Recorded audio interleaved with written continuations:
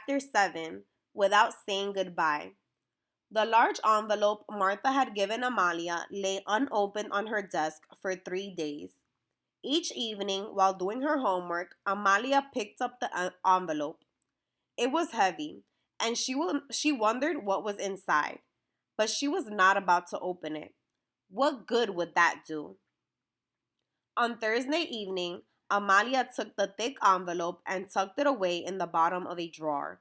She was not going to open it and did not want to keep looking at it.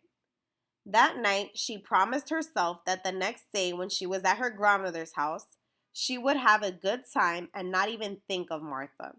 She would ask her grandmother to show her how to make pineapple or coconut flan with the secret family recipes that Abuelita had promised to teach her one day.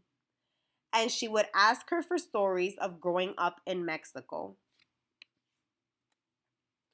I'll never remember the names of all those places and people. I'll have to ask Abuelita to retell the stories again and again so I can remember them all, she thought as she got into bed. She went to sleep peacefully for the first time that week.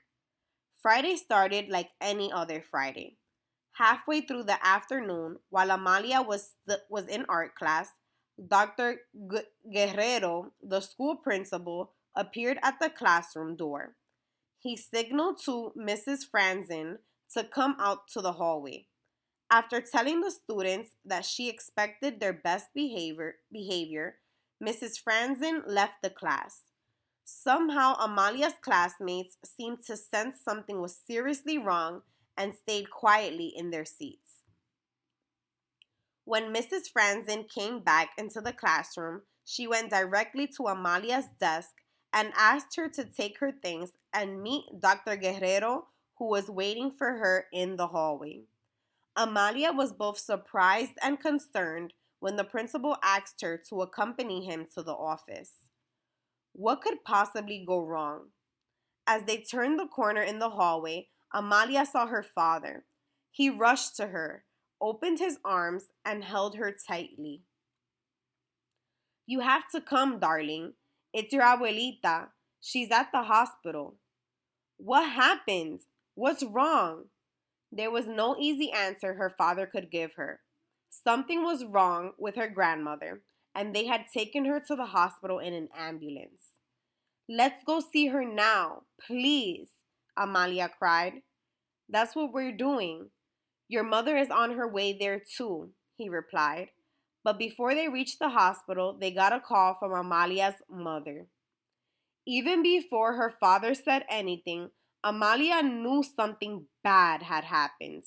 She had never seen her father's face look so strained, and she realized he was containing a sob. Then he turned onto a quiet street.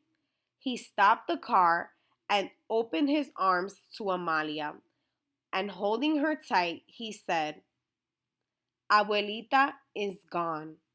She has just died." Her heart had stopped shortly after she reached the hospital. Amalia let her father hold her for a moment, but then she pulled away. "I didn't get to say goodbye," she cried. "It's not possible. She can't be gone without even saying goodbye."